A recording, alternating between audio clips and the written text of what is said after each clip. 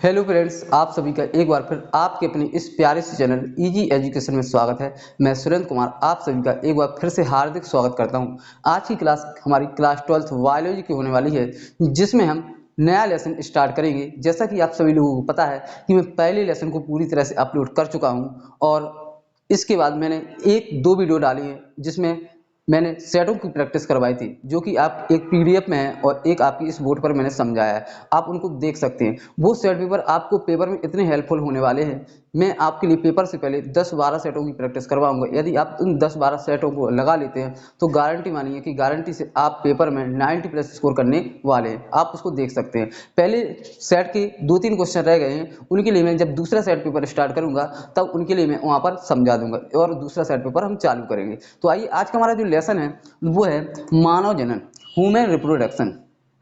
जैसा कि आप सभी को पता है, पहला लेसन हमारा था पुष्पी पौधों में लैंगिक जनन। इसके बाद हमारा आज का जो टॉपिक है, आज का हमारा जो लेसन है जो है मानव जनन, ह्यूमन रिप्रोडक्शन।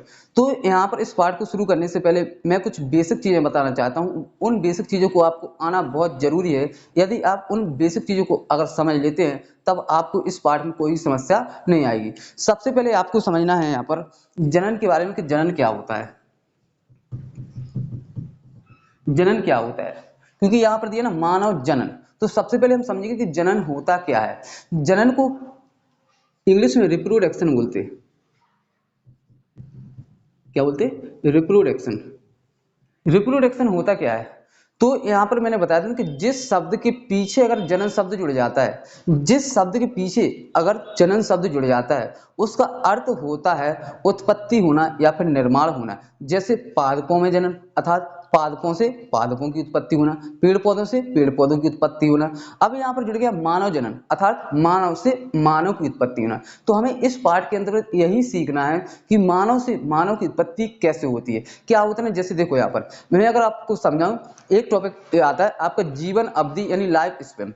यानी एक जो व्यक्ति होता है जन्म लेता है, जिसको हम प्राकृतिक जन्म कह सकते हैं। प्राकृतिक जन्म से लेकर मृत्यु को प्राप्त होता है, एक समय वो क्या होता है, मर जाता है। तो अगर ऐसे हर एक व्यक्ति मरेगा तो यहाँ पर तो इस पृथ्वी पर जो मानव जाति है ना, इसका तो क्या हो, खात्मा हो जाएगा, यानी खत्म हो जाएगी। लेकिन ऐसा नहीं होता है, क्योंकि इंसान मरने से पहले अपनी समान संतान उत्पन्न कर जाता है। इसी को हम बोलते हैं मानव जनन अर्थात मानव से मानव की उत्पत्ति होना। तो आप कह सकते हैं कि जनन शब्द का अर्थ होता है उत्पत्ति होना। जनन शब्द का अर्थ क्या होता है? उत्पत्ति होना, अर्थात मानव से मानव की उत्पत्ति होना ही आपका मानव जनन कहलाएगा। तो हम इसको लिख सकते हैं कि जनन का अर्थ, जनन का अर्थ निर्माण होना या उत्पत्ति होना, अर्थात अपने समान संतान उत्पन्न करना ही जनन कहलाता है। जनन शब्द का अर्थ क्या होता है? उत्पत्ति होना, यानी अपने समान संतान, अपने समान संतान उत्पन्न करना ही क्या कहलाता है? जनन कहलाता है। आपके लिए समझ में आ गया। अब देखो यहाँ पर मैं थोड़ा बेसिक बता रहा हूँ, क्योंकि देखो मुझे आदत नहीं है शॉर्ट पढ़ाने की। मैं बेसिक को लेकर चलता हूँ कि यदि जो पहली बार वीडियो देख रहा होगा उसके भी लिए ये लेसन पूरी तरह से समझ में आना चाहिए। अब जो जनन होता है ना, जनन दो प्रकार का होता है। जनन कितने प्रकार का होता है? जनन के प्रकार। तो जनन जो होता है दो प्रकार का होता है। एक होता है आपका लैंगिक जनन, अलैंगिक जनन, और दूसरा जो होता है लैंगिक जनन। अलैंगिक जनन क्या होता है? अलैंगिक जनन का मतलब होता है जिसमें सिर्फ एक ही जनक की आवश्यकता होती है, यानी या तो नर या फिर मादा, मेल एंड फीमेल, जिसमें सिर्फ एक ही जनक की आवश्यकता होती है, अलैंगिक जनन कहलाता है। ठीक है। अलैंगिक जनन क्या होता है? अगर आप नोट्स बनाना चाहे तो बना सकते हैं। अलैंगिक जनन ऐसा जनन, यहां पर मैं लिख दे रहा हूं, अलैंगिक जनन किसे कहते हैं? ऐसा जनन जिसमें सिर्फ एक ही जनक की आवश्यकता होती है, अलैंगिक जनन कहलाता है। जिसमें सिर्फ एक ही जनक की आवश्यकता होगी, या तो नर या फिर मादा, उसे हम कहेंगे अलैंगिक जनन। इसमें उत्पन्न होने वाली जो संतान होती हैं अपने जनक के बिल्कुल समान होती हैं। इसमें यहां पर आप लिख सकते हैं, इसमें उत्पन्न होने वाली संतानें अपने जनक के समान होती हैं, जिसे हम क्लोन कहते हैं। इसमें उत्पन्न होने वाली जो संतान होती है अपने जनक के बिल्कुल समान होती है, जिन्हें हम क्या कहते हैं, क्लोन कहते हैं। क्या कहते हैं, क्लोन। इतनी बात आपको समझ में आई। सबसे पहले समझ में आ गया जनन। जनन किसा होता है, तो जनन का शाब्दिक अर्थ होता है, जनन का अर्थ होता है निर्माण होना या फिर उत्पत्ति होना, यानी अपने समान संतान उत्पन्न करना ही जनन कहलाता है। जनन दो प्रकार का, अलैंगिक जनन, लैंगिक जनन। तो यहाँ पर अलैंगिक जनन किसे कहते हैं, जिसमें सिर्फ एक ही जनक की आवश्यकता होती है, उसे हम क्या कहते हैं, अलैंगिक जनन कहते हैं। और इस पर उत्पन्न होने वाली संतान होती है ना, अपने जनक के बिल्कुल समान होती हैं, जिसे हम क्या कहते हैं, जिसे हम क्लोन कहते हैं। तो ये पेड़ पौधों में होता है, ये पेड़ पौधे जिसमें या तो नर या फिर मादा, ठीक है, उसे हम कहते हैं क्लोन, उसे हम क्या कहते हैं, अलैंगिक जनन। जबकि लैंगिक जनन क्या होता है, लैंगिक, देखो यहाँ पर मैं आपको ये समझा दूं कि इसमें उत्पन्न होने वाली जो संतान होती है समान क्यों होती है, मैंने पहले लेसन में बताया था, यहाँ पर बता दे रहा हूँ क्यों ऐसा होता है। कि जैसे यहाँ पर कोई जीव है, ये कोई जीव है, ठीक है, कोई पौधा है, इसमें जो डीएनए होगा, इसमें जो डीएनए डीऑक्सीराइबोन्यूक्लिक एसिड है, इससे समान संतान उत्पन्न हुई। क्या हो, इससे समान संतान उत्पन्न हुई। तो इसका जो डीएनए इस संतान में पहुंचेगा, इसका डीएनए इस संतान में पहुंचेगा, तो ये डीएनए ना दो भागों में डिवाइड होगा, तो यही डीएनए इसमें पहुंचेगा और यही डीएनए इसमें पहुंचेगा। तो बताओ डीएनए तो बिल्कुल सेम है ना, तो डीएनए सेम होगा, डीएनए के पास ही वो इंफॉर्मेशन होती है कि शरीर का रंग रूप आकार कैसे बनना है, अर्थात यहाँ पर डी सेम है, तब इसमें जो संतान उत्पन्न होगी वो भी क्या होगी, एक समान होंगी। तो आप लोगों के लिए समझ में आ गया ना कि इस अलैंगिक जनन में उत्पन्न होने वाली संतान होती अपने जनक के बिल्कुल समान होती। क्यों होती है, क्योंकि इसका जो डीएनए होता है एक ही डीएनए दो अलग अलग भागों में बढ़ जाता है। आप लोगों के लिए समझ में आ गया होगा। अब इसके बाद हम समझते हैं लैंगिक जनन, क्योंकि हमारा जो मानव जनन वाला पार्ट है ना इसके से ही जुड़ा हुआ है। तो आइए समझते हैं।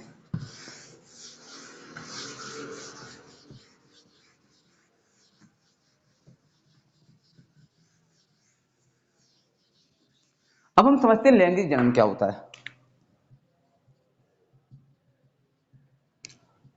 इंग्लिश में बोलते हैं सेक्सुअल रिप्रोडक्शन।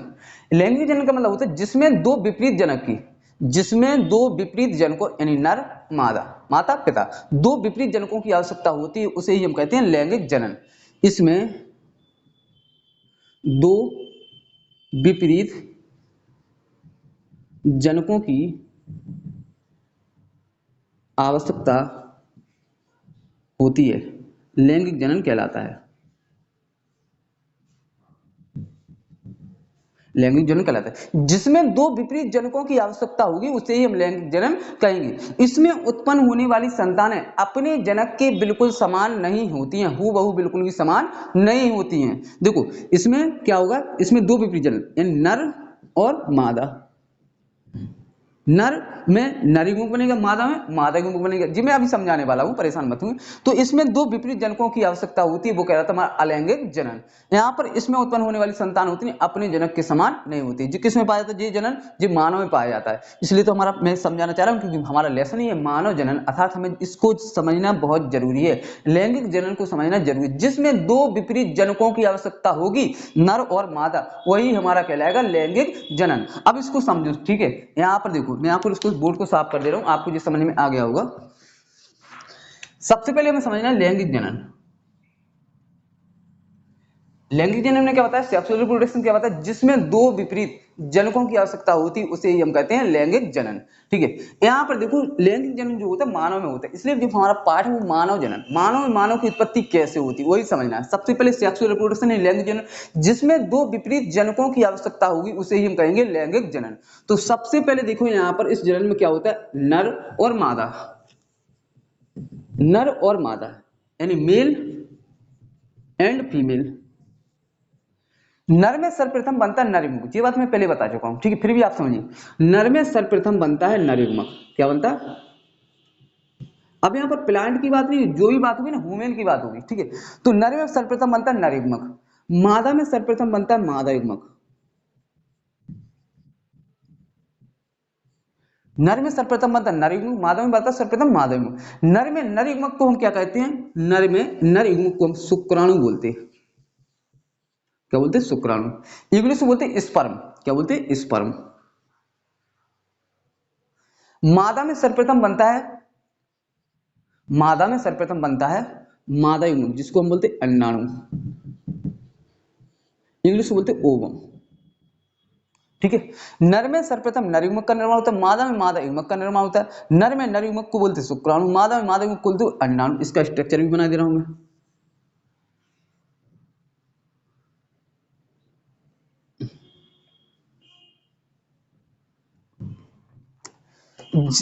यहां से शुक्राणु आता है, यहां से अंडाणु जाता है। ठीक है। जब शुक्राणु और अंडाणु मिलते हैं, जब शुक्राणु और अंडाणु मिलते हैं तो शुक्राणु और अंडाणु, शुक्राणु कह सकते हैं कि जब नर युग्मक और मादा युग्मक दोनों आपस में मिलते हैं तो मिलने की प्रक्रिया को हम फर्टिलाइजेशन या फिर निषेचन कहते हैं।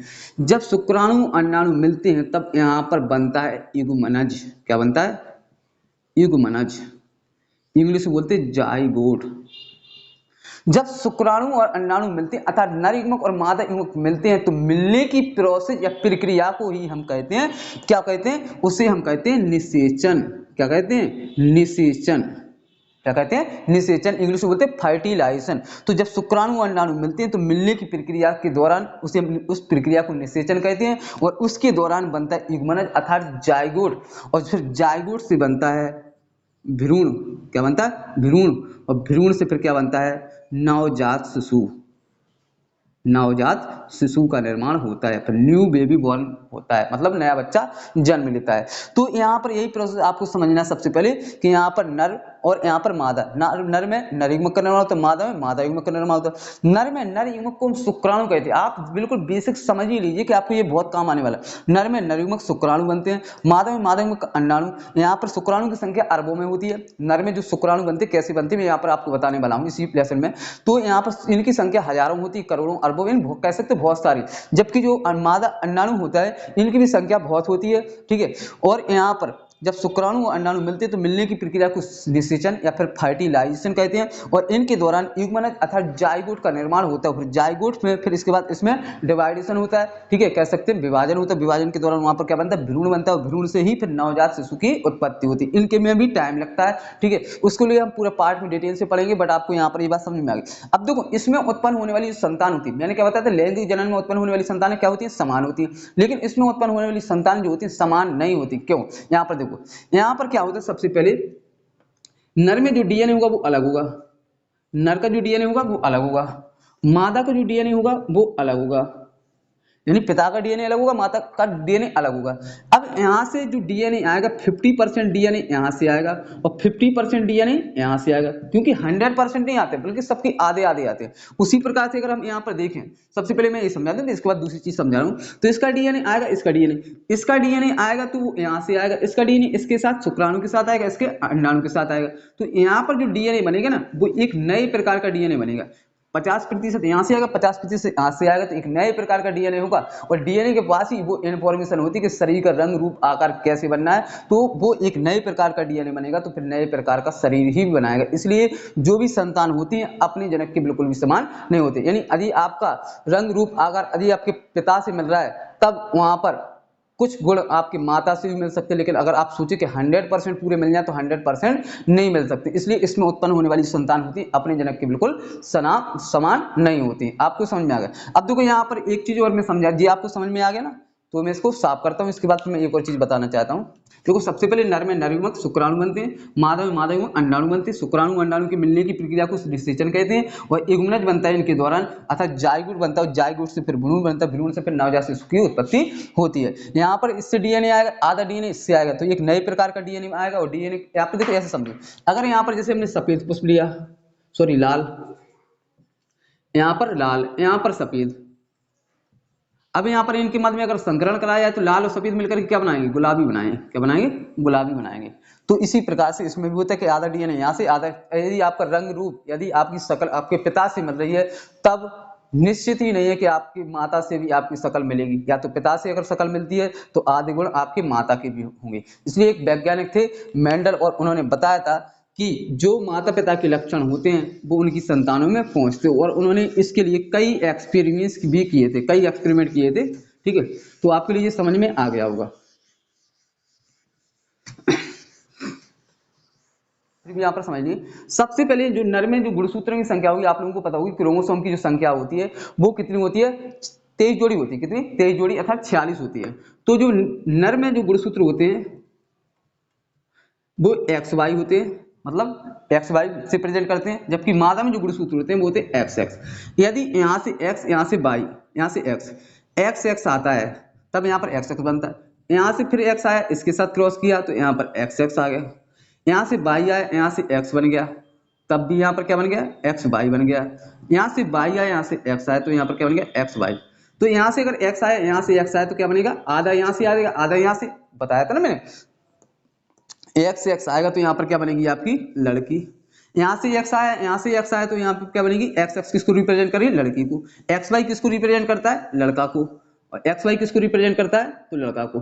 तो यहाँ पर मैं ये बताना चाहता हूँ कि कोई भी प्रोसेस में, यानी जनन प्रोसेस में जो होता है कि यदि आप अगर ये सोचते हैं कि वहां पर लड़की होगी या फिर लड़का होगा, तो लड़की भी हो सकती है और लड़की भी हो सकती है, क्योंकि यहाँ पर लड़की होने की 50% चांस है, जबकि लड़का होने की भी यहाँ पर 50% चांस है। 100% नहीं कह सकते कि आप 100% लड़का होगा या फिर लड़की, क्योंकि डिपेंड ऑन क्रोमोसोम, गुणसूत्र पर डिपेंड करता है कि यहाँ से नर से कौन सा, क्योंकि फीमेल में तो जो गुणसूत्र होते हैं ना वो एक्स एक्स होते हैं। यहाँ पर देखो मैं थोड़ा और आपको बता दूं कि यहाँ पर जो 23 जोड़ी होते हैं, 23 जोड़ी गुणसूत्र में से 22 जोड़ी गुणसूत्र होते हैं वो समान होते हैं, जबकि एक जोड़ी गुणसूत्र होता है वो अलग होता है।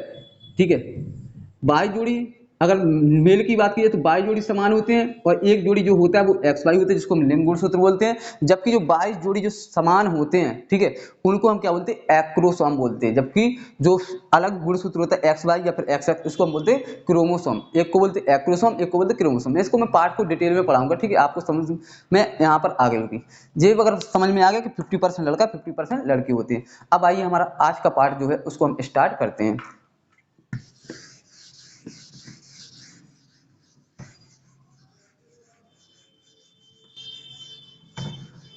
तो अब हमें पार्ट स्टार्ट करना है, वो पार्ट में हमें पढ़ना है मानव जनन। तो मानव जनन का अर्थ क्या होगा, तो यहां पर मैं लिख दे रहा हूं, आप डिटेल से समझते चलना। मानव जनन का मतलब होता है मानव से मानव की उत्पत्ति होना, मानव से मानव की उत्पत्ति होना ही मानव जनन कहलाता है। मानव से मानव की उत्पत्ति होना ही क्या कहलाता है, आपका आपका कहलाता है मानव जनन, ह्यूमन रिप्रोडक्शन। बट यहाँ पर हमें ये समझना है कि इस पार्ट के अंदर हमें पढ़ना क्या, तो मैंने बता दिया, पहले भी बता दिया कि मानव से मानव की उत्पत्ति कैसे होती है। तो सबसे पहले इस पार्ट को समझने के लिए हम यहाँ पर क्या करेंगे, इस पार्ट को हम 3 चीजों से समझेंगे। 3 चीजों में यहाँ पर हम समझेंगे। सबसे पहले आपको समझना है, मैंने बताया ना कि नर में नर युग्मक का निर्माण होता है, मादा में मादा युग्मक का निर्माण। तो मानव की उत्पत्ति होती कैसे मानव से, तो इसी चीज को समझने के लिए सबसे पहले देखो मैंने बताया था ना कि नर में और मादा की बात करें तो नर में नर युग्मक बन रहा है, क्या बन रहा है, नर युग्मक। मादा में मादा युग्मक। नर युग्मक मादा युग्मक मिल जाएंगे तो क्या बनेगा, युग्मनज, और युग्मनज से क्या बनेगा, भ्रूण, और भ्रूण से फिर क्या होगा, नवजात शिशु। तो देखो इनसे ही यहाँ पर ये बन गया, कैसे बन गया, फिर यही तो हमें जानना है। सबसे पहले हम यही तो समझेंगे। तो सबसे पहले समझने के लिए इस पार्ट को मैं 3 भागों में डिवाइड करता हूँ। कितने पार्टों में, 3 पार्टों में यहाँ पर डिवाइड करता हूँ। इसके बाद फिर इस पार्ट को समझने में आपको तकलीफ नहीं होगी, बड़े अच्छे से समझ में आएगा। देखो कौन वो 3 चीजें हैं, तो इनको सबसे पहले समझो। यहाँ पर देखो सबसे पहले मैं यहाँ पर बताता हूँ 3 चीजों के समझेंगे। जनन को यहाँ पर, सॉरी जनन को नहीं, यहाँ पर 3 पार्टों में बांटेंगे। सबसे पहले आपको जानना है निषेचन पूर्व घटना। कौन सी घटना, निषेचन पूर्व घटना। दूसरी चीज होगी यहां पर निषेचन, तीसरी होगी निषेचन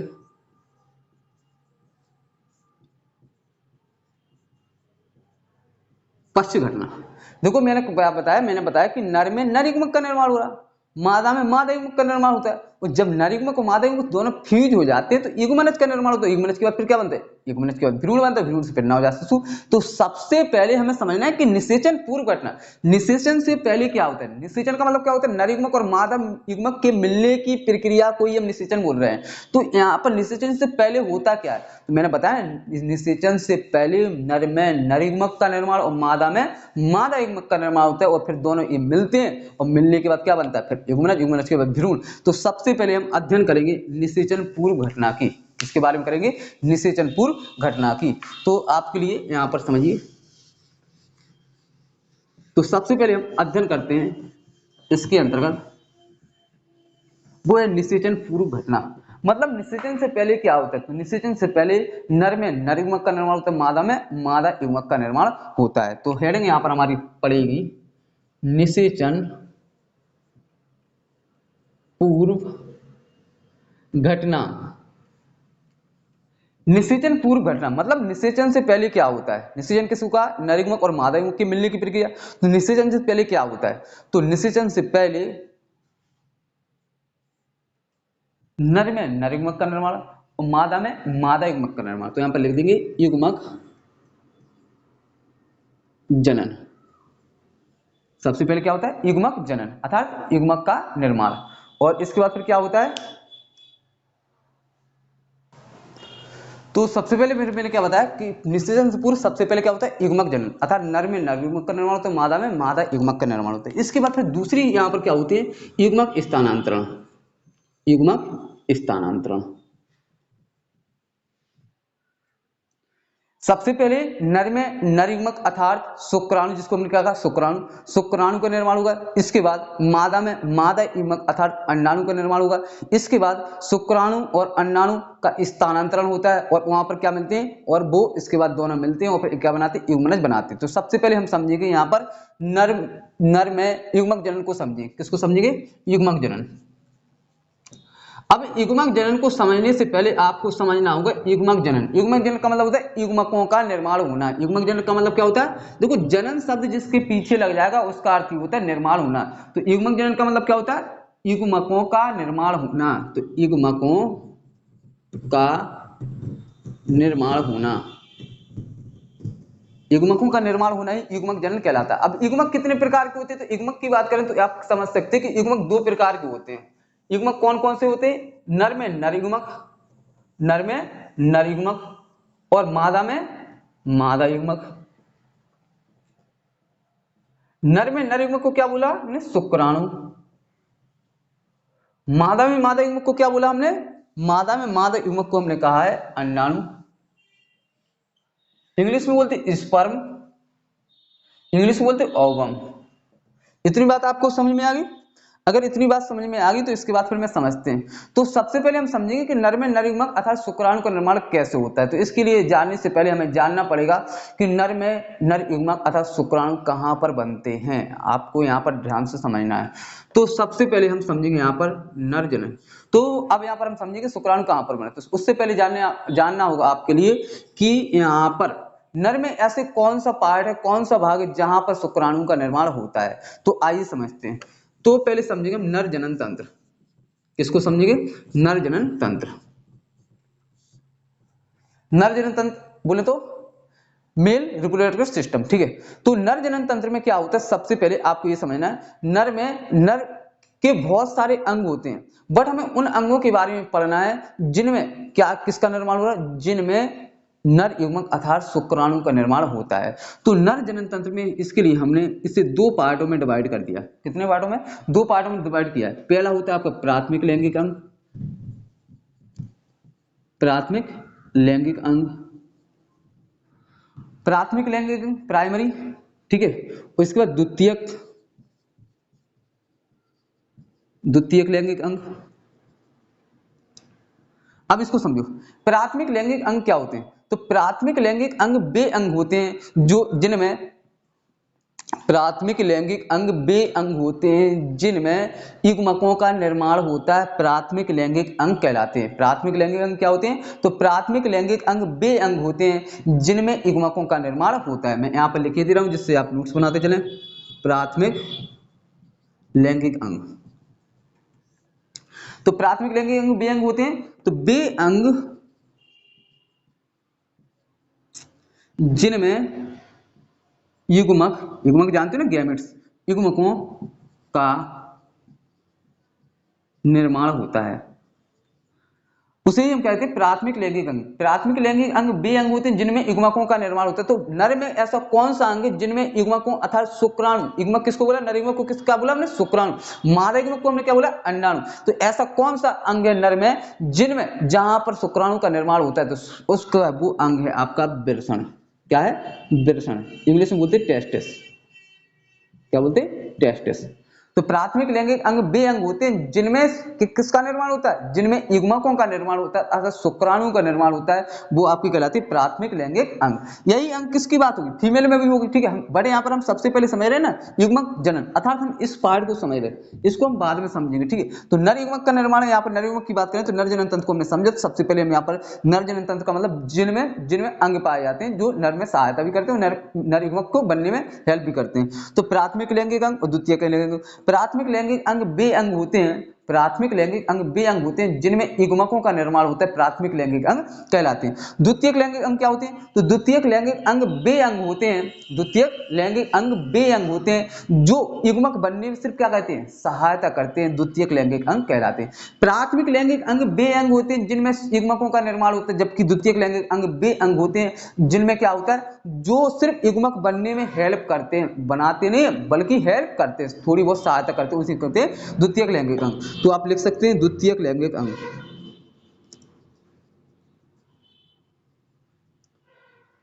जो युग्मक बनने में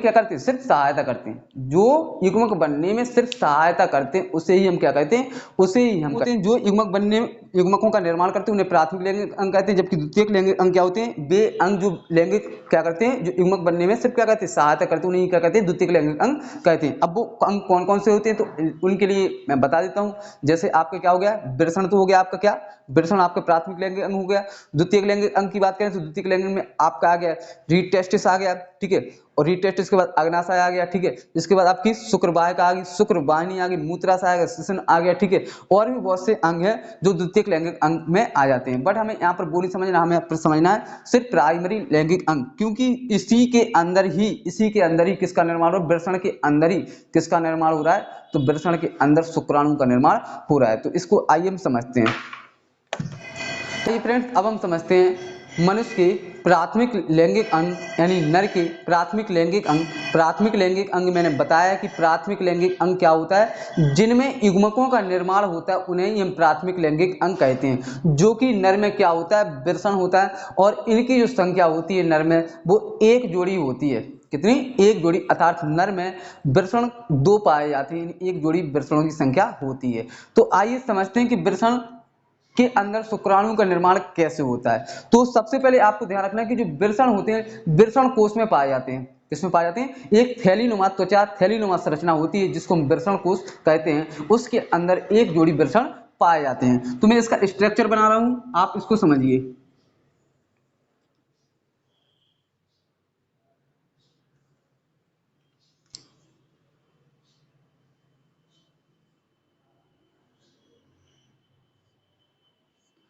जी क्या है, यही आपके वृषण है, ये आपका वृषण कोश है, ध्यान समझना, ये आपका क्या है, वृषण कोश है, ये आपके क्या है, वृषण कोश है।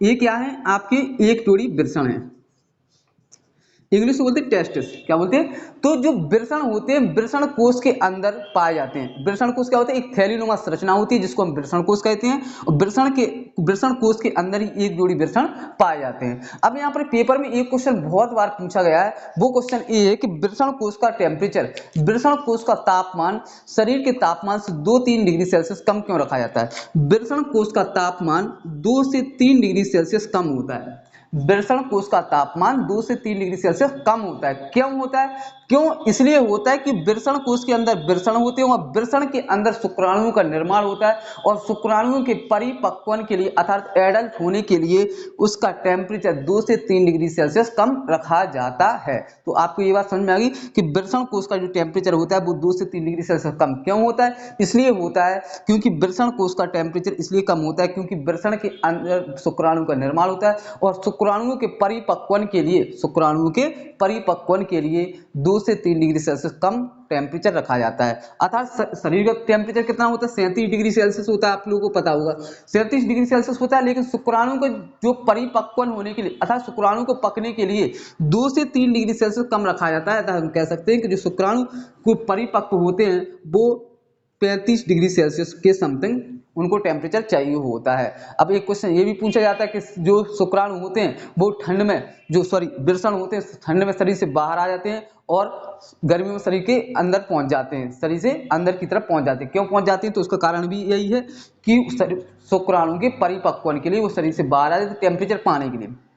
तो आपको ये समझ में आ गया, एक जोड़ी नर के अंदर एक जोड़ी वृषण पाए जाते हैं जिसके अंदर ये रहते हैं, उन्हें हम क्या कहते हैं? वृषण कोश कहते हैं। उसे हम क्या कहते हैं? वृषण कोश कहते हैं। और वृषण कोश के अंदर ही वृषण पाए जाते हैं, एक जोड़ी वृषण पाए जाते हैं जिसका टेम्परेचर कहा जाता है वृषण कोश का टेम्परेचर 2 से 3 डिग्री सेल्सियस कम रखा जाता है। क्यों रखा जाता है? तो एक बार मैं बता देता हूँ, शुक्राणुओं के परिपक्वन के लिए। आपको ये बात समझ में आ गई।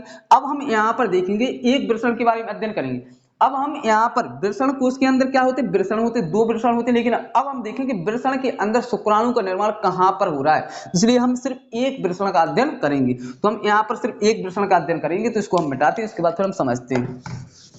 तो आपके लिए समझ में आ गया कि नर के अंदर एक जोड़ी वृषण पाए जाते हैं या एक प्राथमिक लैंगिक अंग होता है जिसके अंदर ही शुक्राणु का निर्माण होता है। ठीक है। और वृषण कोश का टेम्परेचर 2 से 3 डिग्री सेल्सियस कम क्यों रखा जाता है? शुक्राणु के परिपक्वन के लिए। तो आइए हम बनाते हैं वृषण की संरचना, टेस्टिस की संरचना।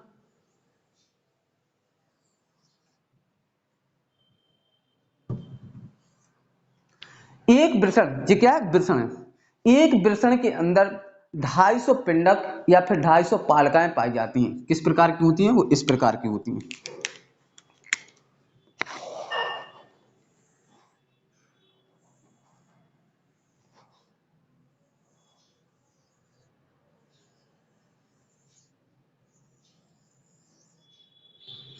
एक वृषण के अंदर ऐसी 250 वृषण पालिकाएं। ये क्या है?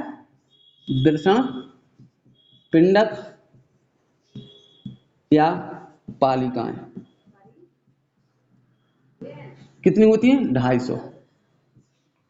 एक वृषण के अंदर सिर्फ एक का अध्ययन कर रहे हैं। एक मनुष्य के नर के अंदर कितने पाए जाते हैं? एक जोड़ी अर्थात 2 पाए जाते हैं। सिर्फ हमने एक का अध्ययन किया। तो एक वृषण के अंदर 250 ऐसी क्या पाई जाती है? ऐसी 250 पालिकाएं पाई जाती हैं। मैंने सिर्फ कुछ ही बनाई।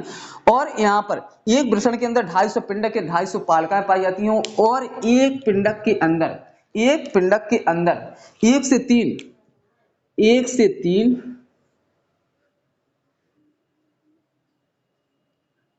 से 3 मैं सिर्फ यहाँ पर 2 बना रहा।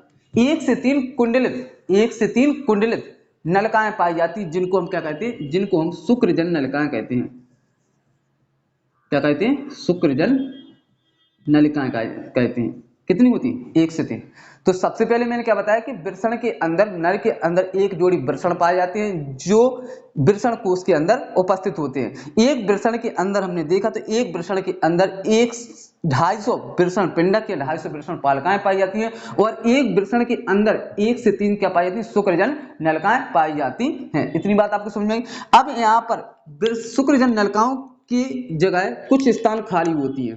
शुक्रजन नलिकाओं के स्थान पर कुछ जगह यहाँ पर क्या होती है? कुछ खाली होती है। यहाँ पर एक अन्य प्रकार की कोशिकाएं पाई जाती हैं जिनको हम अंतराली कोशिकाएं, जिनको क्या कहते हैं? अंतराली या लीडिंग कोशिकाएं।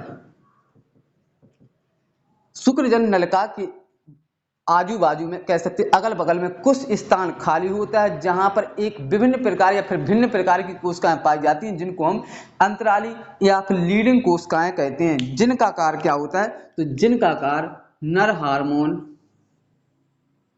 हार्मोन्स टेस्टोस्टेरोन का टेस्टोस्टेरोन या एंड्रोजन का स्रावण करना है। मैंने क्या बताया यहाँ पर, सबसे पहले एक बार समझते हैं। नर के अंदर एक जोड़ी क्या पाई जाती है, वृषण पाए जाते हैं, एक जोड़ी वृषण पाए जाते हैं। वृषण जिस स्थान पर रहते हैं, जिस कक्ष में रहते हैं, उसको हम क्या कहते हैं, उनको वृषण कोश कहते हैं, जो कि त्वचा का बना होता है। अब नर के अंदर एक जोड़ी वृषण पाया जा रहा है, तो एक जोड़ी वृषण की हमने सिर्फ एक वृषण का अध्ययन किया, तो एक वृषण के अंदर हमने देखा कि 250 ऐसी पालकाएं पाई जाती हैं, फिर 250 ऐसे पिंडक पाए जाते हैं। क्या पाए जाते हैं, पिंडक पाए जाते हैं। और एक पिंडक के अंदर, एक पिंडक या एक पालका के अंदर 1 से 3 क्या पाई जाती है, शुक्रजन नलिकाएं पाई जाती हैं। और इन्हीं शुक्रजन नलिकाओं के आजू बाजू में कुछ जगह खाली होती है, जहां पर एक अन्य प्रकार की कोशिकाएं पाई जाती हैं, जिनको हम क्या कहते हैं, अंतराली या फिर लीडिंग कोशिकाएं कहते हैं। इनका कार्य पेपर में बहुत पूछा जाता है कि नर हार्मोन का स्रावण कौन करता है, तो जिनका कार्य होता है नर हार्मोन, टेस्टोस्टेरोन या फिर एंड्रोजन का स्रावण करना होता है। इतनी बात समझ में आ गई। अब यहाँ पर देखो, यहाँ पर एक 250 ऐसी पालकाएं पाई जा रही, एक के अंदर क्या है, एक के अंदर 1 से 3 शुक्रजन नलिकाएं होती हैं, इस जगह कुछ खाली होती है जहां पर अंतराली लीडिंग कोशिकाएं होती हैं। अब हम इस शुक्रजन नलिका को, इसी शुक्रजन नलिका के अंदर ही, इसी शुक्रजन नलिका के अंदर ही किसका निर्माण होता है, इसी शुक्रजन नलिका के अंदर ही शुक्राणु का निर्माण होता है। कैसे होता है, अब यदि हम इसका अध्ययन करें, इसको अगर हम काट करके देखें, ये कुंडलित नलिका है जैसे ये है, अगर हम इसको कट करके देखते हैं, तो कट करके देखने पर हमें पता चलता है कि इसके अंदर, अगर हम इसको कट करके देखें तो यहाँ पर इस प्रकार की संरचना निकलती है। तो इसके अंदर 2 प्रकार की कोशिकाएं पाई जाती हैं। एक को हम क्रॉस के द्वारा दिखा दे रहे हैं, इस शुक्रजन नलिका के अंदर 2 प्रकार की कोशिकाएं पाई जाती हैं। इस किसके अंदर, एक शुक्रजन नलिका के अंदर, हम तीनों की नहीं कर रहे, सिर्फ एक की बात कर रहे हैं। तो इसके अंदर एक 2 प्रकार की कोशिकाएं पाई जाती हैं, एक जीव होती हैं और एक दूसरी को क्रॉस इसके द्वारा दर्शा दे रहे हैं। एक को हम बोलते हैं शुक्राणुजन कोशिका, शुक्राणुजन कोशिका, एक को क्या बोलते हैं, शुक्राणुजन कोशिका, जबकि दूसरी को हम बोलते हैं साइटोली कोशिका।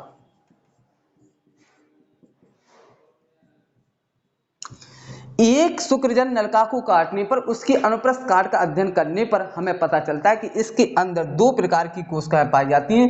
एक को हम बोलते हैं शुक्राणुजन कोशिका और दूसरी को बोलते हैं साइटोली कोशिका। इस शुक्राणुजन कोशिका के अंदर ही, इस शुक्राणुजन कोशिका के अंदर ही शुक्राणुओं का निर्माण होता है। किसका निर्माण होता है, शुक्राणु का निर्माण होता है, शुक्राणुओं का निर्माण भैया होता है। इसी शुक्राणुजन कोशिका के अंदर ही शुक्राणु का निर्माण होता है। जबकि जो साइटोली कोशिकाएं होती हैं, ये साइटोली कोशिकाएं शुक्राणुओं को क्या करती हैं, पोषण प्रदान करती हैं। पेपर में क्वेश्चन पूछा गया है, और मैंने जब पहला सेट पेपर आपको कराया होगा तो वहां पर भी क्वेश्चन आया था कि उन कोशिकाओं के नाम बताइए जो शुक्राणु को पोषण प्रदान करती है। तो वो कोशिकाएं कौन सी होती है, साइटोली कोशिकाएं। तो ये यहाँ पर क्या है, शुक्राणुजन कोशिका जिसके अंदर शुक्राणु का निर्माण होता है। कैसे होता है, नेक्स्ट पार्ट में उसको भी हम समझेंगे डिटेल से, किस प्रकार से शुक्राणु बनते हैं। बट यहाँ पर अभी सिर्फ इतना समझें कि इसके अंदर शुक्राणुजन कोशिका होती है, दूसरी होती है साइटोली कोशिका। शुक्राणुजन कोशिका के अंदर ही शुक्राणु का निर्माण होता है, जबकि साइटोली कोशिका जो होती है, साइटोली कोशिका शुक्राणु को क्या करती है, पोषण प्रदान करती हैं। तो आपको देखो इतनी बात समझ में आ गई। सबसे पहले मैंने क्या बताया, मैंने बताया कि नर के अंदर प्राथमिक लैंगिक अंग और द्वितीयक लैंगिक अंग होते हैं। प्राथमिक लैंगिक अंग वे अंग होते हैं जिनमें युग्मकों का निर्माण होता है, जबकि द्वितीयक लैंगिक अंग वे अंग होते हैं जो सिर्फ युग्मक बनने में क्या करते हैं, हेल्प करते हैं। तो इसके बाद हमने देखा कि प्राथमिक लैंगिक अंग वृषण है।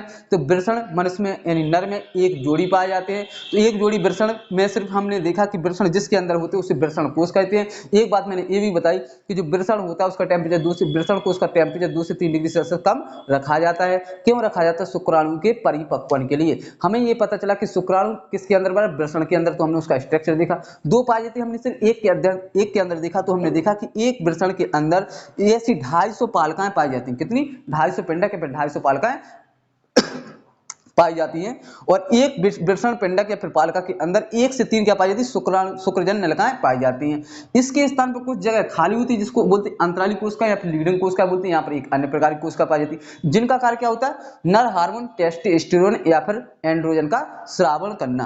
अब हमने यहाँ पर देखा एक शुक्रजन नलिका के अंदर, क्योंकि हमें तो ये पता है ना कि शुक्राणु वृषण के अंदर कहां पर बन रहा है, तो वो मैंने बताया ना आपको कि यहाँ पर शुक्रजन नलिका पाई जाती है। अब एक शुक्रजन नलिका के अंदर 1 से 3 है, सिर्फ हमने एक के अंदर देखा।